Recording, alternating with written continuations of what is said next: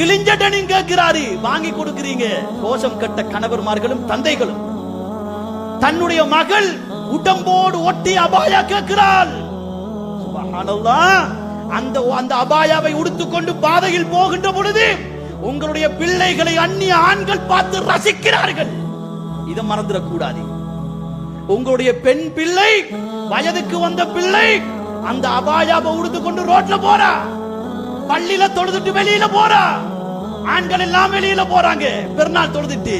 அந்த அபாயாவை பார்க்கலாது. அந்த அபாயாவை பார்ப்பதும் அவளை பார்ப்பதும் ஒன்றாக இருக்கின்ற பொழுது எங்களுடைய பிள்ளையை விபச்சாரத்துக்குள்ளாக்கப்படுகின்றார் ஒவ்வொரு பெற்றோர்களும். ஏற்றுக்கொள்ளுமா உள்ளம்? ஏற்றுக்கொள்ளதான் சகோதரர்களே. லூசான உடுப்பு வாங்கி கொடுங்க. அந்த பிள்ளைக்கு லேசான உடுப்புகள், தன்னுடைய ஆண் பிள்ளையாக இருக்கலாம், பெண் பிள்ளையாக இருக்கலாம், கேட்கின்ற பொழுது இஸ்லாம் சொல்லுகின்ற ஆடையை வாங்கி கொடுங்க. நாளைக்கு இஸ்லாமிய முறைப்படி உங்களை வளர்ப்பார்கள் அவர்கள். இஸ்லாமிய முறைப்படி உங்களை அனுமதிப்பார்கள்.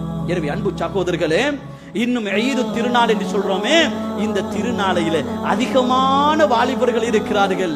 ட்ரிங்க் வங்குக்கு அடிமையானவர்கள். ட்ரிங்க்ஸ் இருக்குது, சாராய, மதுபோதை, ட்ரக்ஸுக்கு அதிகமானவர்கள் இருக்கிறார்கள்.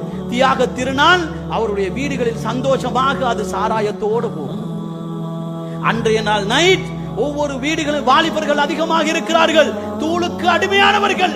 அந்த தியாக திருநாளில் கூட ஹராத்தை உட்கொள்ளக்கூடியவர்கள் இருக்கிறார்கள். அன்பு சகோதரர்களே, இன்றைக்கு அதிகம் குறைவாக ஊர்களில் இருந்தாலும் நாம் எங்களுடைய பிள்ளைகள் அந்த இடத்துக்கு உள்ளாக்கப்பட்டிருந்தார்கள் என்று சொன்னால் அவர்களுக்கு தட்டி கழிக்கிறது அது.